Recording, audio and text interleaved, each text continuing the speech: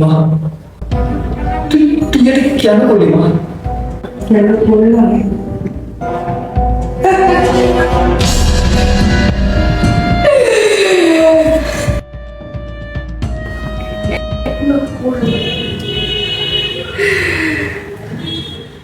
আজ তুমি থাকো ঘুমের সময় আর ও থাকে বাস্তবে। কখনো কেউ আমার কষ্টটা জানতে চেয়েছো তোমরা? শুনতে চেয়েছো আমার চিৎকার? আজ তুমি বলছো কেন তোমায় সত্যি করিনি, ও বলছে কেন তোমায় বাস্তব করিনি।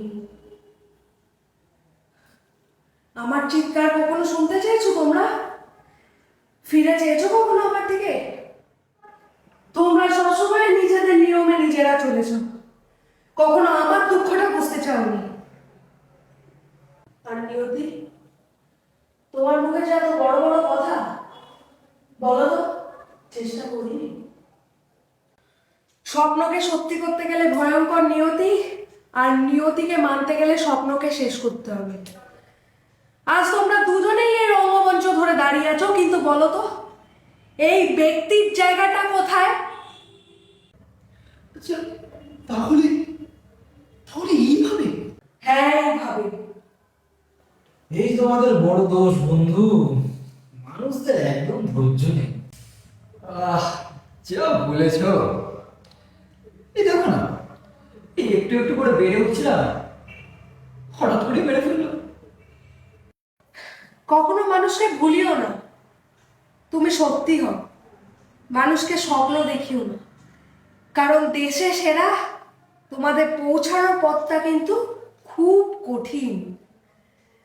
আর উঠতে গেলেও না, এই যে বসে আছে, যে বসে বাস্তবিকতার জ্ঞান দিচ্ছে, সেই প্রথম পথ আটকাবে। ভয় দেখায়, লড়াই করার ভয়, বেঁচে থাকার ভয়। তাহলে এরপর কি হবে? সেটা নয়, আমার উপরেই থাক। এইবারে তোমরা খুশি তো? শুনতে পাচ্ছ চারিদিকে হাততালির আওয়াজ? শুনতে পাচ্ছ মানুষের চিৎকার? এটা কোনো আর্তনাদ নয়, এটা উল্লাস। আর শেষ করলাম সব গল্প এই হত্যা মঞ্চে। কিরে, এখনো জেগে আছিস? জাগিয়ে শুয়ে পড়, অনেক রাত হয়েছে। নাচ গান সাইডে রেখে জাগিয়ে শুয়ে পড়, কালকে না অফিস আছে। যদি জীবনে কিছু করতে হয় তো জাগিয়ে কাজে মন দে।